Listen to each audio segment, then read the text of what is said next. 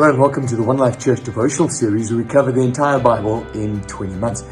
Well, today's chapters are Jeremiah 16 and probably one of the most controversial chapters in the whole Bible, Revelation 20. So let's quickly get through Jeremiah 16. The word of the Lord came to me, you must not marry and have sons and daughters in this place. And he says to Jeremiah, there's going to be great judgment, deadly disease. You don't want to raise children in an environment like this when judgment is coming. And he gives the reason for the judgment. Therefore, I will teach them this time. I will teach them my power and my might, and they will know that my name is the Lord. So Jeremiah, once again, laying the foundation, warning people, turn to the Lord. Now, Revelation 20. There's huge debate over this chapter. It's not a debate between heretics and those who are orthodox. It's like a family debate. It's a decision as to whether this 1,000-year millennium is literally 1,000 years or it's a figurative 1,000 years. It's a debate onto whether what's in Revelation 20 is a sequence of events or whether it's a repeating of certain events. And so, for example, when the devil is defeated on the cross, which is clearly portrayed in Revelation 12, is that the same defeat as Revelation 20 or not? So anyway, I'll see if I can make some sense of it. Generally, what John sees is he sees four distinctive things. He sees this devil being seized. It says in verse 1, I saw an angel coming down out of heaven, having the key to the abyss. He seized the dragon, the ancient serpent, bound him for 1,000 years. So the first thing he sees is the devil being seized. Then he sees the reigning of the saints for 1,000 years. That's from verse 4 through to verse 6. Then he sees the devil being locked away forever and in all eternity. And after that, verse 11 onwards, he sees a judgment day, a great white throne of judgment, where people, humans, are judged, the righteous and the unrighteous. And it ends with these very ominous words, then death and Hades were thrown into the lake of fire. The lake of fire is the second death. Anyone whose name was not found written in the book of life was thrown into the lake of fire. So I think one of the first things we need to understand is that all those who love Jesus agree on this, that the point here is that we be faithful to Jesus and we live as faithful overcomers. We all believe the devil will be bound. He'll eventually wind up in the lake of fire. We all believe that Jesus will return, that there will be a bodily resurrection for all believers, that there will be a judgment day, that there will be a new heaven and a new earth. The sequence of events is what is at play here.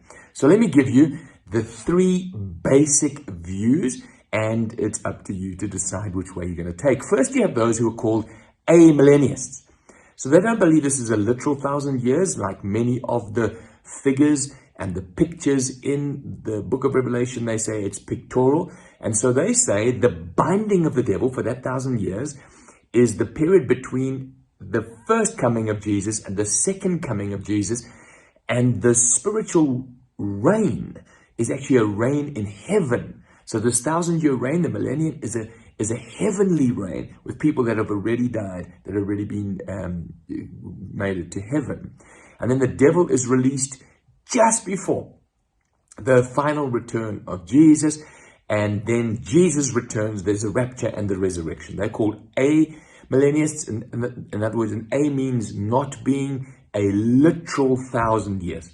Then you have postmillennialists. Now, postmillennialists believe that Jesus is coming post the millennium.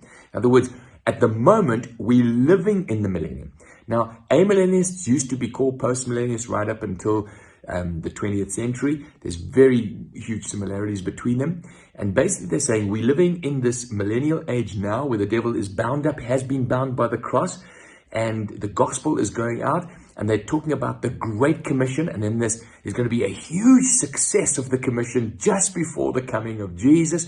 And then Jesus will come, there will be a resurrection, there will be a judgment, and there will be a creation of a new heaven and a new earth. The premillennialists believe that Jesus comes, then there's a literal 1,000-year reign where Jesus is reigning on earth. This is a literal reading of this chapter 20. He establishes a government himself, Jesus does. Israel becomes a superpower. The temple is rebuilt. There's a righteousness, universal righteousness enforced on the earth. Animals and humans actually begin to relate in a totally different way. Some premillennialists say that we become vegetarian then because we don't kill animals then. And then the devil is released for one final time just to purge the earth of all those who will separate themselves from God. Then there's a judgment. Then there's the new heaven and the new earth. So the premillennialists, they say, Isaiah 11 and Zechariah 14 backs them up. But the postmillennialists and the amillennialists say, no. Those speak about the gospel age and the eternal state with Jesus. So you might say, there's a lot of debate going on there. The point of the matter is, Jesus is returning. You're going to be resurrected once you die. You will reign with him for all eternity, and the devil's destination is the lake of fire for all eternity. God bless you.